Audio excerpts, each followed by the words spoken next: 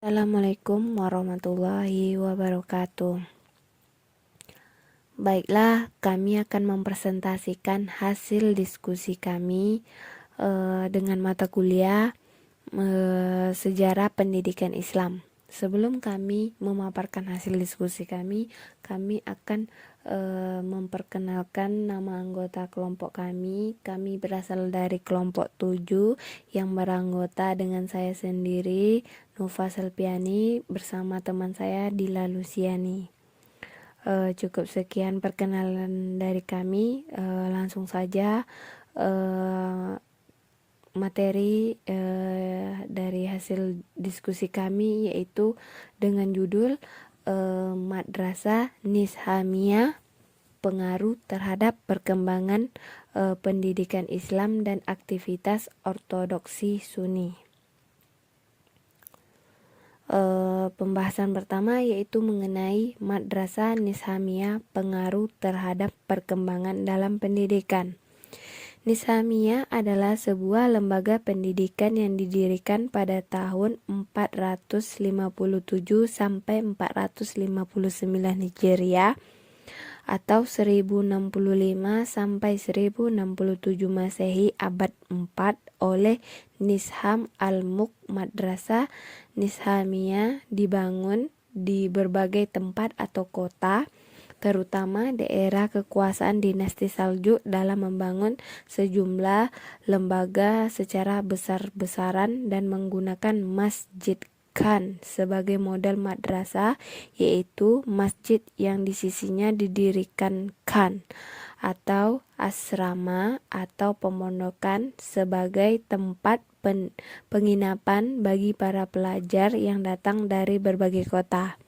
Jadi dapat diambil kesimpulannya bahwa Madrasah Nizamiyah adalah madrasah yang pertama kali muncul dalam sejarah pendidikan Islam yang berbentuk lembaga pendidikan dasar sampai perguruan tinggi yang dikelola oleh pemerintah. Nizam al-Mulk mendirikan gedung-gedung ilmiah untuk ahli fikih, membangun madrasah-madrasah untuk para ulama dan asrama untuk orang beribadah serta fakir miskin.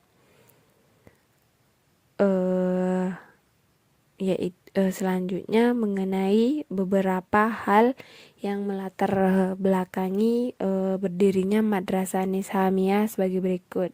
Yang pertama, penyebaran ilmu pengetahuan oleh Nizam al-Mulk karena ia adalah seorang sarjana. Yang kedua, konflik keagamaan yang sangat panjang dalam sejarah Islam. Yang ketiga, Madrasah Nizamiyah juga dimaksudkan sebagai wadah penataran bagi pegawai. Yang keempat, pengembangan kestabilan politik dalam negeri. Materi kedua, kurikulum Madrasah Nizamiyah. Madrasah Nizamiyah mempunyai tugas pokok tersendiri, yaitu mengajarkan fikih yang sejalan dengan satu atau lebih dari mazhab ahli sunnah, dan juga menjadi tempat-tempat menarik pelajar untuk menggunakan waktu mereka sepenuhnya dalam belajar. Hal ini terlibat bahwa hampir semua madrasah Nizamiyah di Baghdad yang mencapai 30 buah, semuanya melebihi keindahan istana. Melalui Madrasah Nizamiyah ini, penanaman ideologi Sunni dilakukan dinasti Saljuk berlangsung secara efektif, terutama mempertahankan stabilitas pemerintah dari bahaya pemberontakan yang kerap muncul atas nama aliran Islam tertentu yang berideologi berbeda dari dinasti Saljuk. Materi ketiga, tokoh-tokoh pendiri Madrasah Nizamiyah. Yang pertama, Abu Ishaq al-Shirazi. Yang kedua, Abu Nasr al-Sabbaq. Yang ketiga, Abu Qasim al-A'lawi. Yang keempat, Abu Abdullah al-Tabari. Yang kelima, Abu Hamid al-Ghazali. Yang keenam, Radliyut Din Al-Kaswani Waini. Yang ketujuh, Al-Firuzabadi. Materi keempat, pengaruh Madrasah Nizamiyah dalam pendidikan. Dari Nizam Al-Mulk sebagai pejabat pemerintahan yang memiliki andil besar dalam pendirian yang penyebarannya madrasah, kedudukan dan kepentingannya dalam pemerintah merupakan sesuatu yang sangat menentukan. Yang kedua, dari segi ekonomi, madrasah ini adalah dimaksudkan untuk mempersiapkan pegawai pemerintah khususnya di hukum dan administrasi. Dari segi sosial keagamaan, madrasah ini diterima masyarakat karena sesuai lingkungan. Yang ketiga, kekuatan Madrasah Nizamiyah adalah pengakuan negara. Madrasah ini telah mencatat nama besar dari orang yang mengabdi dirinya sebagai tenaga pengajar. Materi yang kelima, penjelasan sekelumit tentang ortodoksi Sunni. Dalam Kamus Besar Bahasa Indonesia, ortodoksi artinya adalah ketaatan kepada peraturan dan ajaran resmi dalam hampir setiap agama. Kita akan jumpai apa yang disebut dengan ortodoksi, yakni suatu ajaran standar yang dianggap mewakili kebenaran dalam agama tersebut. Secara harfiah, ortodoksi adalah ajaran atau dogma yang benar, berasal dari kata Yunani. Dalam Kamus Bahasa Indonesia, ortodoksi artinya adalah ketaatan kepada peraturan dan ajaran resmi dalam hampir setiap agama. Kita akan jumpai apa yang disebut dengan ortodoksi, yakni satu ajaran standar yang dianggap mewakili kebenaran dalam agama tersebut.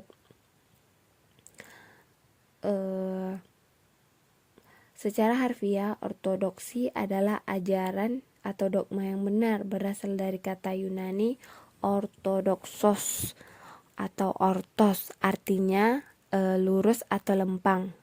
Doxa artinya pendapat atau dogma. Lawan dari ortodoksi adalah heterodoksi, yakni pendapat atau dogma lain atau hetero yang dianggap menyimpang dari ajaran yang benar dan lempang. Bagian segi sosial keagamaan. Yang pertama, ajaran yang diberikan di Madrasah Nizamiyah. Yang kedua, Madrasah Nizamiyah diajar oleh para ulama yang terkemuka. Yang ketiga, madrasah ini memfokuskan pada ajaran fikih. Yang keempat, pengembangan kestabilan politik dalam negeri.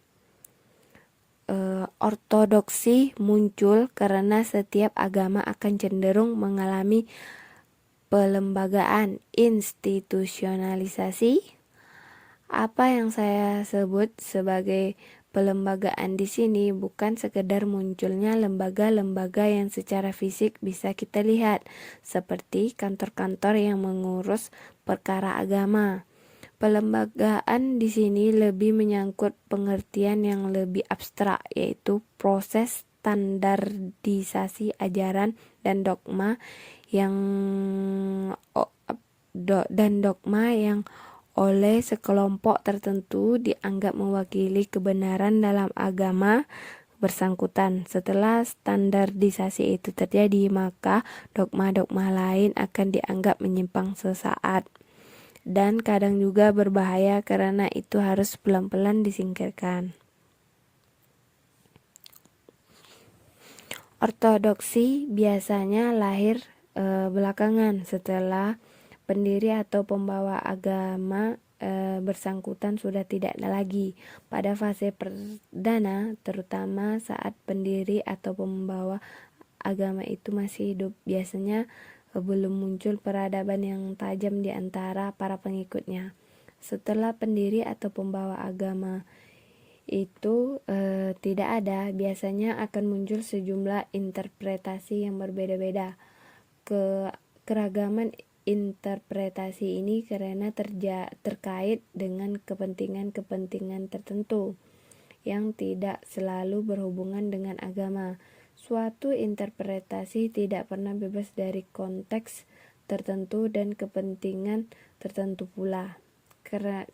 Keragaman ini kerap kali juga menimbulkan bentrok antara kelompok-kelompok yang membawa interpretasi yang berbeda-beda itu.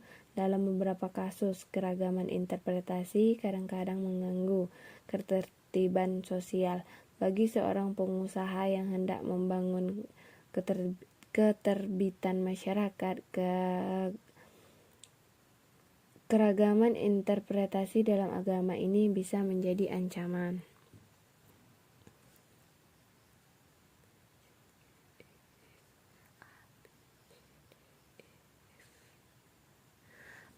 Baiklah, selanjutnya materi yang keenam, pengajaran Al-Quran dan Hadis pada masa Madrasah Nizamiyah. Madrasah Nizamiyah sangat mengedepankan pengajaran Al-Quran dan Hadis sebagaimana sunnah dikemukakan di atas, bahwa kurikulum Madrasah Nizamiyah sangat menitik beratkan pengajar agama dan tidak begitu berkonsentrasi pada disiplin ilmu lainnya. Madrasah Nizamiyah memiliki tujuan ingin mempertahankan paham Sunni. Hal ini menjadi indikasi bahwa Madrasah Nizamiyah tentu akan memperbanyak ilmu fikih, yang sumber dari fikih itu tentunya Al-Quran dan Hadis. Metode pengajaran yang diberikan antara lain, yang pertama, hafalan tahfiz. Seseorang santri untuk bisa tahfiz tentu sebelumnya harus yang pertama belajar membaca dengan berbagai cara atau metode, atau al-Baghdadi, sorongan, musafaha atau adulida, Iqra dan lainnya yang sesuai pada zamannya. Yang kedua, tafsir, tadarus, qiraati, pengulangan, drill. Baiklah, sampai di situ yang dapat kami sampaikan. Lebih dan kurang saya mohon maaf. Baiklah, sampai di situ yang dapat kami jelaskan tentang materi kami, yang dimana dapat disimpulkan yaitu dari pemaparan di atas dapat ditarik benang merahnya bahwa Madrasah Nizamiyah adalah madrasah terbesar pertama di dunia Islam. Nizamiyah adalah sebuah lembaga pendidikan dalam bentuk madrasah yang dikelola oleh pemerintah pada masa Bani Saljuk. Madrasah ini mempunyai corak yang berbeda dari lembaga pendidikan sebelumnya. Madrasah ini didirikan di kota Baghdad dan sekitarnya, didirikan oleh seorang Perdana Menteri yang bernama Nizam al-Mulk dengan memakai sistem modern Madrasah Nizamiyah. Mempunyai manajemen yang bagus, dikelola dengan baik seperti dapat dilihat dari segi pendanaan gedung-gedung yang bagus dalam jumlah yang banyak.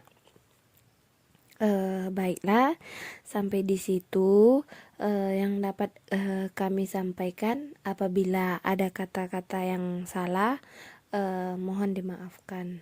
Sampai di sini cukup sekian. Wabillahi taufiq wa hidayah. Assalamualaikum warahmatullahi wabarakatuh.